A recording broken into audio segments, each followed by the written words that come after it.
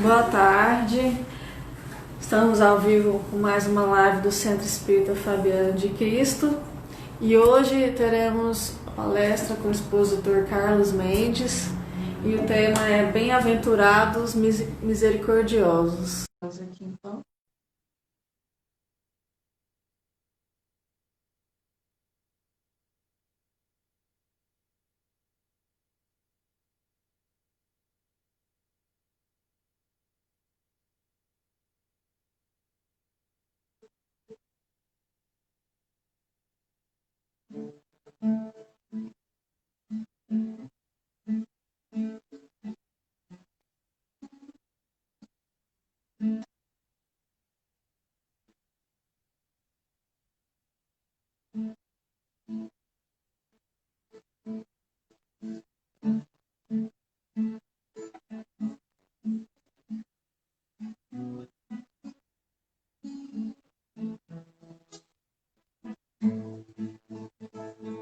Carlos, você está online aí? A gente está te chamando.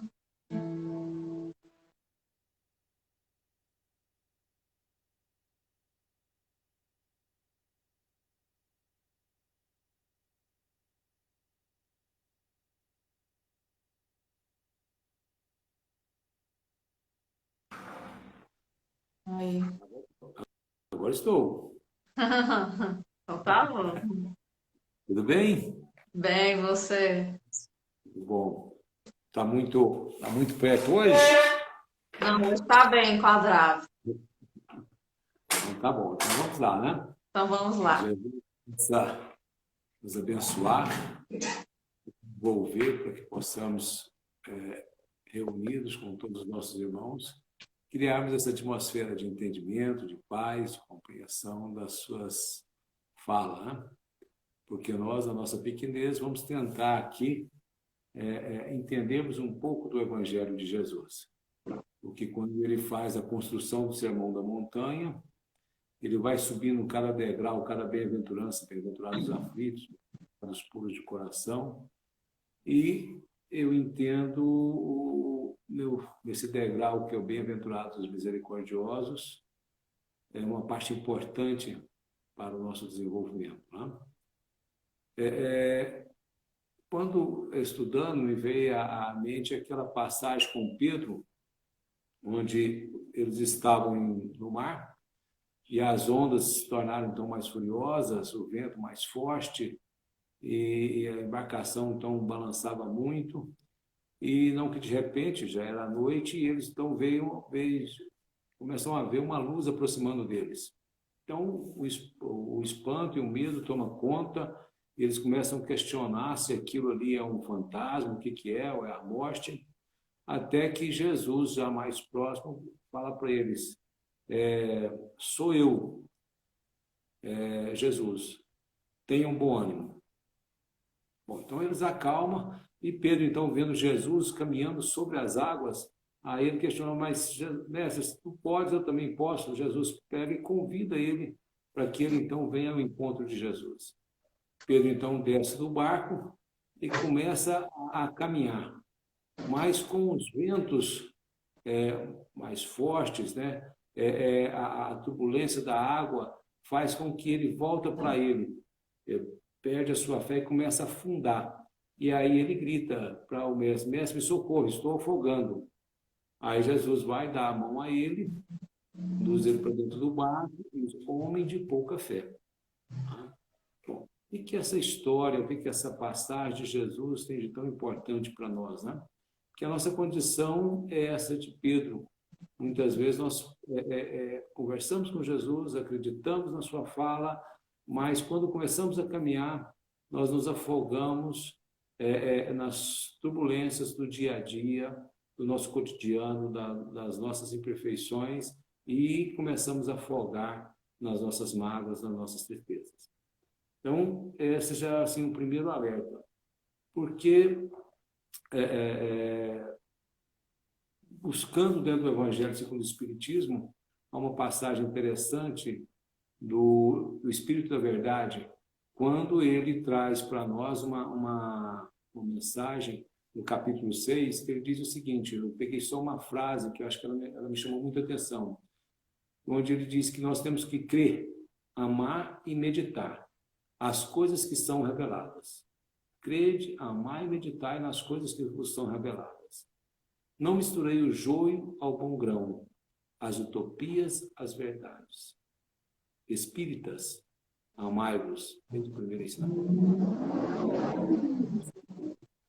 Todas as verdades se encontram no cristianismo, de origem humana. Então, todas as verdades nós temos no Evangelho de Jesus.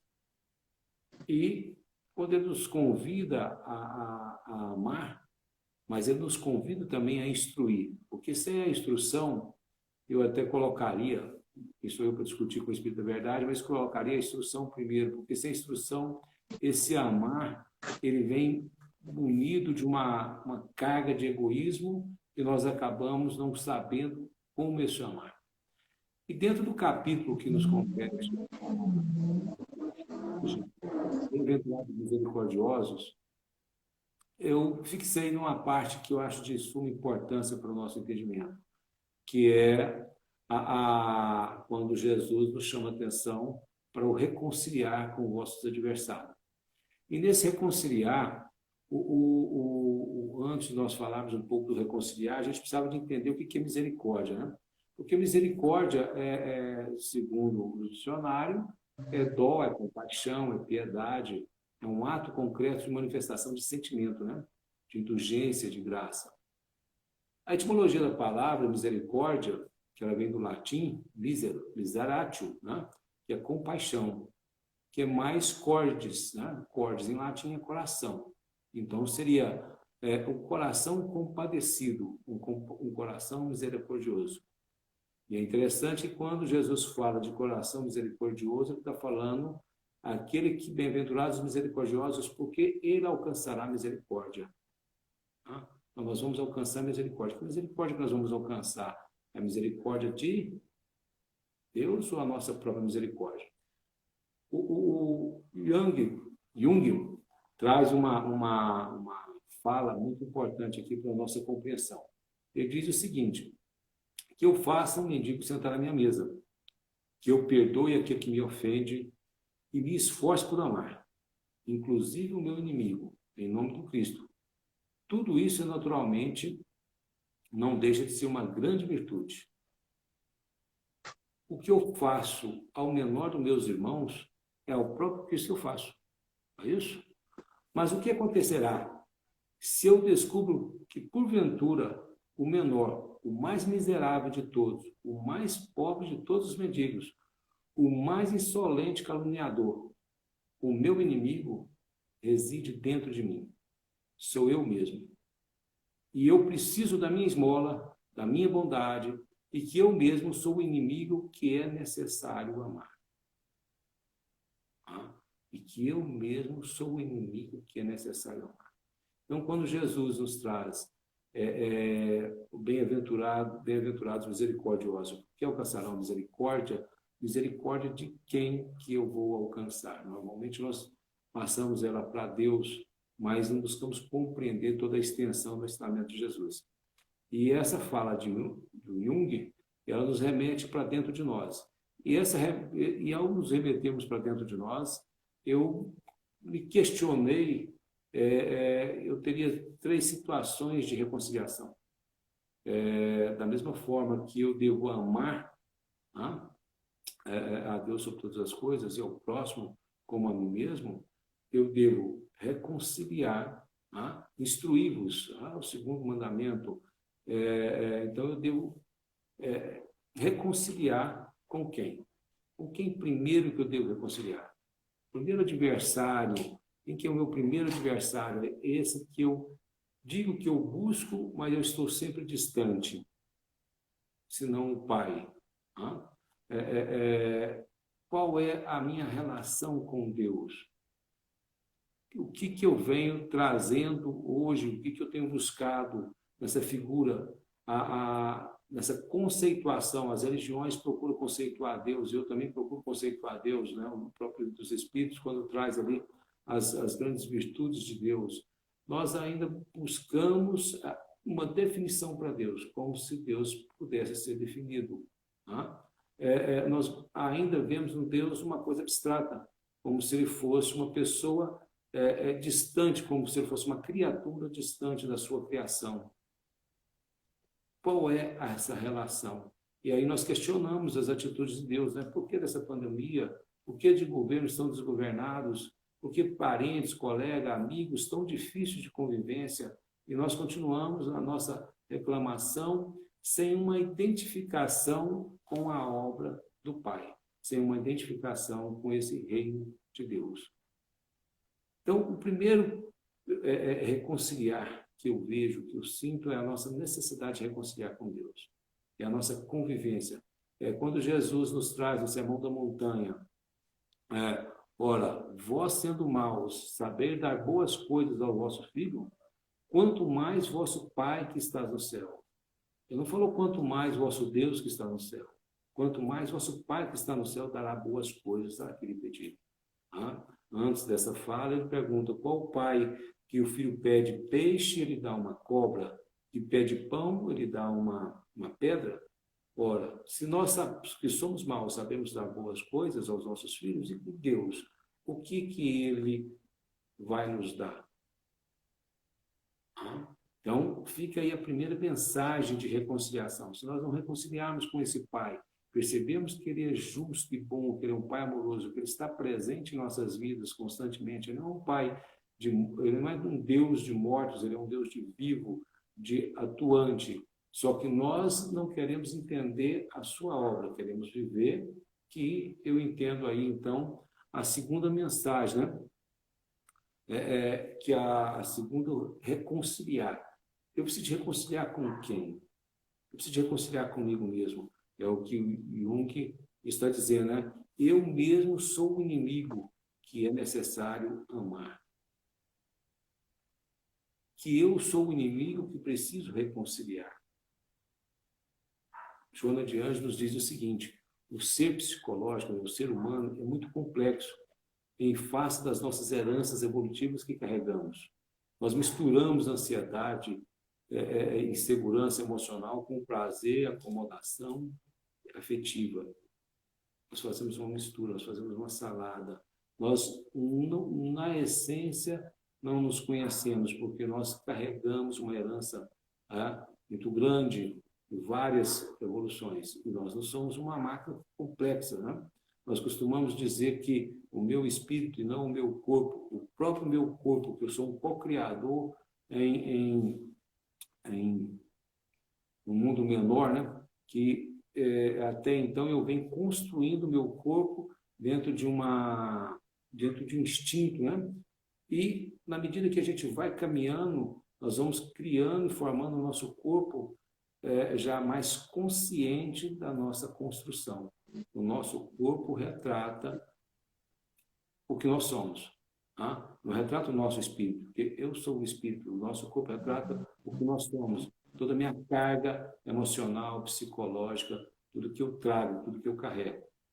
E é interessante que a gente vai estudar com o André Luiz em Ação-Reação, quando ele traz lá uma mensagem que ele aprende até com os obsessores, que os obsessores, para atuar em nós, eles vão ver que a gente tem um sentimento que eles chamam de sentimento central, um desejo central. O que é o nosso desejo central? Porque nós emitimos, como eu disse há poucos dias na live, nós temos uma média de 40 mil pensamentos, mas todos os pensamentos que nós emitimos no cotidiano, mas temos um desejo central, aquilo que rege a nossa vida. E que, infelizmente, muitas das vezes o nosso desejo central está muito mais voltado ao vício do que à virtude. Daí as nossas dificuldades de mudanças, nossas dificuldades de compreensão. Porque, como Pedro, ele queria mudar, ele queria andar com Cristo, mas o seu desejo central fez com que ele se afundasse, com que ele se voltasse por toda a carga. Nós não aprendemos com Cristo que o seu jugo é manso e o seu fardo é leve. E quando a gente vai observar, jugo é aquilo que se usa na junta de boi para poder puxar o carro de boi, a carroça, o cavalo. Quer dizer, esse jugo dele é manso. O Cristo não nos exige mais do que aquilo que é a nossa capacidade mental, intelectiva e de desenvolvimento. Mas hoje, nós acreditamos que nós já temos essa maturidade para nos questionarmos e para questionarmos esses valores que estão intrínsecos em nós. Quais são os valores? Será que o Pai está nos punindo quando ele traz uma pandemia, já que a peste sempre houve no mundo e ela deve ter com certeza uma finalidade? E quanto tempo ela vai durar? No começo eu acreditava que ela ia durar uns 60 dias, mas aí a gente começa a conversar com Deus, com o nosso Pai. Qual que é o propósito? Ele tem um propósito, com certeza, e enquanto ele não alcançar os seus objetivos, ela vai ficar. E quais são os objetivos? Será que é de punir ou de fazer com que nós nos percebamos? Fazer com que nós nos inteiramos da nossa essência? Fazer com que nós nos aceitamos, aceitar o nosso equilíbrio e o nosso desequilíbrio emocional.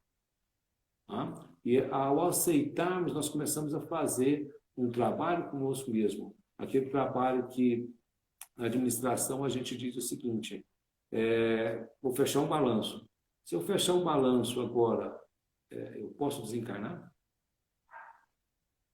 Opa, vacilei em minha resposta, né? Eu não estou pronto, eu sempre tenho atitudes, eu sempre vou trazer diante da morte uma série de situações dizendo que eu não posso ir agora. Por quê? Porque eu não tenho uma consciência tranquila do meu eu. Eu não tenho uma consciência que me diz se eu já estou seguindo um caminho. Eu tenho uma consciência que me prende aos bens da matéria e não aos bens do reino de Deus. Então, enquanto isso palpita em meu coração, fica difícil essa relação da própria vida, né? Então, nós temos muito mais motivos, nós encontramos até muito mais motivos e desculpa para não desencarnarmos agora do que esse estarmos prontos. E isso não é só conosco, é de todas as pessoas que estão em nossa volta. Nós temos uma dificuldade, nós ainda dizemos que nós perdemos um amigo, um parente, quer dizer, como se houvesse uma perda de algum objeto. E esse objeto é um irmão que nós não perdemos, ele continua aí. E quando nós pensamos em vida espiritual, e o próprio Jesus já nos informava que nós sempre temos uma multidão de testemunhas. E o que são essas multidões de testemunhas? São os nossos irmãos que desencarnam e estão ao nosso lado. Nós sempre imaginamos no céu e no inferno uma coisa muito distante, mas essa relação nossa é muito próxima, porque ela é tão próxima fisicamente, porque enquanto espírito nós temos o nosso perispírito e continuamos as nossas manifestações, e como mentalmente nós não temos barreira para o nosso pensamento. Daí a facilidade com que nós temos de sermos conhecidos pelos espíritos, de um modo geral, pelos bons e pelos ruins, aqueles espíritos que desencarnam, muitas vezes companheiros nossos que desencarnam, mas que não quiseram buscar essa construção de si mesmo, quando chega no reino de Deus, quando chega no plano espiritual, se volta contra si e contra o Pai. E aí busca a vingança, que é a obsessão, que é várias outras atitudes que a gente vai conhecer na literatura espírita. Então, esse instruir vai nos percebendo e vai nos informando quem nós somos. Não é isso? Vai informando quem são as criaturas que estão em nossa volta. Porque a Joana de Anjos diz o seguinte, quando nós nos amamos a nós mesmos, quando não amamos a nós mesmos, quando nós não amamos a nós mesmos, nós vivemos à mercê da influência dos palpites e das reprimendas.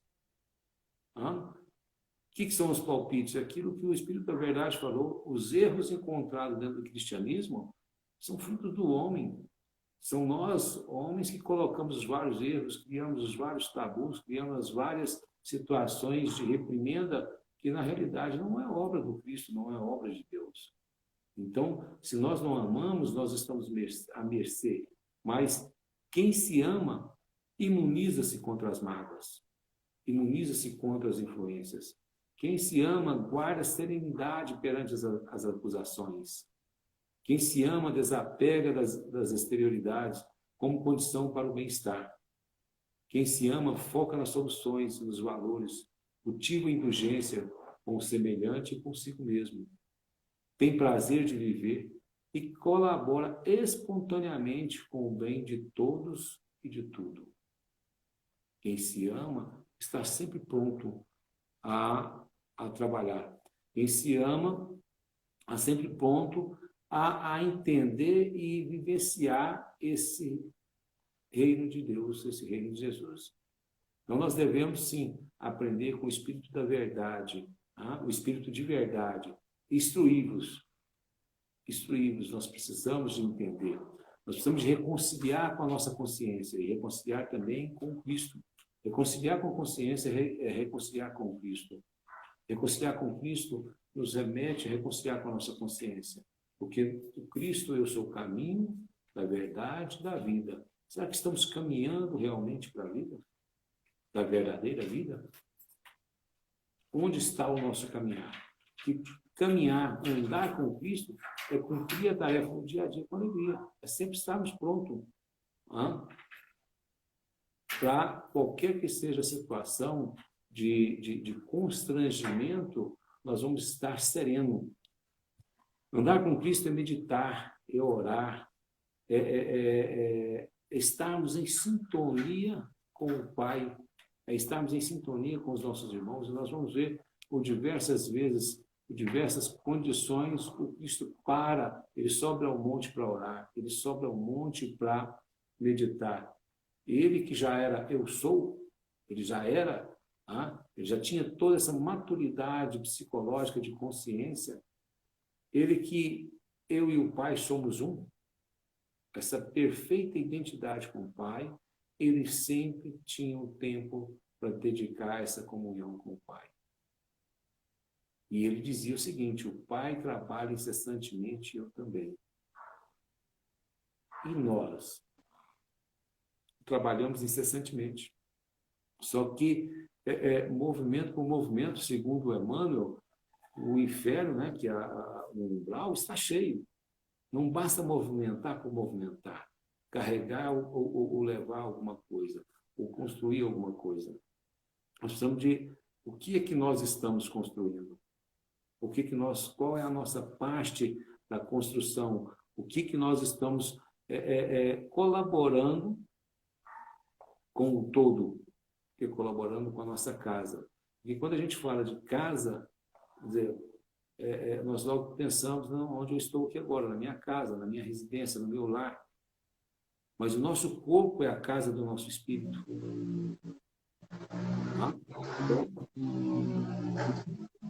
A minha casa, que é a casa do meu eu, nessa oportunidade de crescimento, de experiências que a gente vai ter. A cada reencarnação nós vamos aprender com o livro dos Espíritos, né, com os Espíritos, com o Espírito de verdade, que a cada reencarnação nós vamos vivenciar uma vicissitude, vamos desenvolver um dom. Por isso temos as reencarnações, para que a gente possa crescer em todos os sentidos. A perfeição, quando atingirmos a perfeição, nós teremos um ser completo, com todos os sentidos, com todas as virtudes desenvolvidas. Então, nós precisamos de caminhar em direção à vida. Isso é vida, né? As conquistas das virtudes. E quando nós então deixamos de caminhar com Cristo, passamos a caminhar somente nessa trajetória, aí nós nos mergulhamos em nós. Por quê? Porque nós esquecemos de fazer essa ligação constante, esse meditar constante, esse reconciliar constantemente, porque como nós somos um ser muito complexo, a cada momento nós vamos descobrindo sentimentos novos, experiências novas que nós já vivemos e que estamos vivendo. E isso vai nos trazendo reflexo dos nossos passados, reflexo das nossas conhecimentos dessa vida, e isso vai criando essa atmosfera, às vezes um pouco complicada, mas se nós abeirarmos do Cristo, Volto a repetir, se nós estivermos criando esse hábito, que é o hábito gostoso da oração, que é o hábito gostoso da meditação, que é o hábito gostoso da contemplação de nós mesmos, contemplar os nossos desejos, contemplarmos o nosso desejo central e nos relacionarmos esse desejo central com o Pai. Qual que é o nosso desejo central? Aquilo que está no nosso íntimo, só aquilo que nós carregamos, não é? Quando nós atingirmos essa condição, quando nós nos inteiramos dessa condição, aí sim, aí fica fácil reconciliar com o nosso inimigo. Por que fica fácil a terceira parte? Porque nós percebemos que o nosso inimigo, e no primeiro momento que o inimigo era nós mesmos, que era o nosso maior inimigo, nós somos o ser mais miserável que nós convidamos para colocar na nossa mesa e que precisamos de servi-lo. Quando nós passamos a fazer isso conosco, nós percebemos os nossos desequilíbrios, o nosso equilíbrio, nós vamos perceber que o nosso irmão, da mesma sorte, ele caminha como nós. Ele pode ser, estar numa condição melhor, ou pode estar numa condição inferior à nossa. Se ele está numa condição inferior, nos compete a dar a mão a ele, auxiliá-lo, como o Pai nos auxilia, o Pai não nos exige, ele não nos cobra. Ele nos dá a oportunidade. E o que nós vamos fazer com o nosso irmão? Mas se o nosso irmão ele está numa condição melhor, com certeza ele vai estar agindo assim conosco. Porque quem de nós, que na nossa pequenez ainda conseguimos ou não conseguimos viver sem ferir alguém? Nós, a cada momento, infelizmente, nós ferimos alguém. Porque nós ainda somos estorvados, né?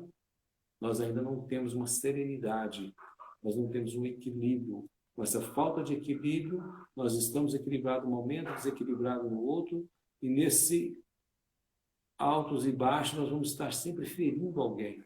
E se esse alguém não agir também com serenidade, não agir com indulgência a nosso favor e em favor de si mesmo, é o que nós vamos colhendo. Hoje nós estamos percebendo na sociedade. Vivemos numa sociedade aflita, uma sociedade egoísta e com o crescimento da brutalidade, animalidade, apesar que os animais não têm nada a ver com isso, né? Dessa dificuldade de relação que a gente encontra na nossa sociedade. Por quê? Porque nós não nos percebemos. E compete a nós, espírita, né? Dar esse primeiro passo. Compete a todos que estão nos ouvindo, que vai ouvir depois, dar esse primeiro passo. É nos percebermos que, da mesma forma que Pedro precisou de entender que, mesmo errando, ele podia amar. Foi assim que ele começou a sua tarefa, foi assim que ele foi a pedra da primeira igreja trazida pelo Cristo, né? Quando Cristo confia e questiona a Pedro: Pedro, tu me amas? Pergunta 3 vezes: Pedro, tu me amas? Eu amo, Senhor, mas o que você quer? Então, apacenta minhas ovelhas. Para que eu possa apacentar minhas ovelhas, eu tenho que me apacentar. E me apacentar é esse esforço cotidiano, esse esforço constante de estar melhorando. Daí então, nós estaremos prontos, né? Que respeitar é a nossa condição evolutiva, o seu equilíbrio e desequilíbrio emocional. Né? Concilia-te depressa com o teu adversário. Concilia-te depressa. Olha a recomendação de Jesus: é depressa. Nós temos urgência. Concilia-te depressa com o teu adversário. Enquanto estás a caminho, enquanto nós estamos caminhando, enquanto nós temos essa consciência, para que a serenidade real te siga imperturbavelmente. A conquista da serenidade, a conquista da paz, ela é um atributo de quem reconcilia. Então, esse é o nosso desejo, essa é a nossa fala de hoje, para que a gente possa, com Cristo, e buscarmos esse caminho, buscarmos o caminho da porta estreita, que ela é estreita na sua primeira visão, mas ela se torna larga, porque ela é um caminho do universo, né? Da casa do Pai, que é a nossa casa também. Que Jesus, na sua infinita misericórdia, ele possa nos auxiliar a sermos misericordiosos conosco mesmo.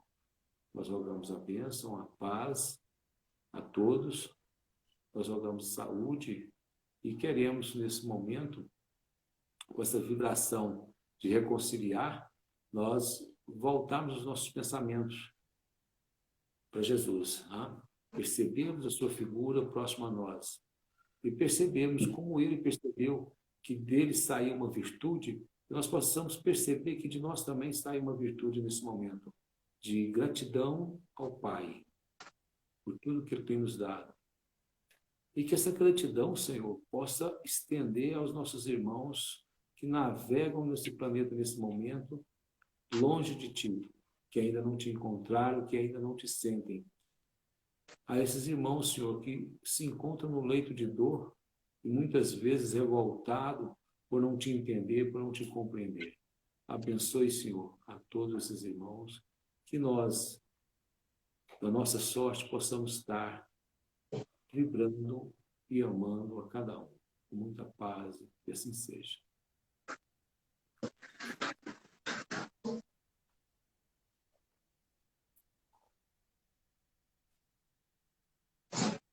Que assim seja. Obrigada, Carlos. Eu que agradeço a você e a todos que tiveram a paciência de estarmos conosco. Muita paz, tá? Muito obrigado. Obrigada.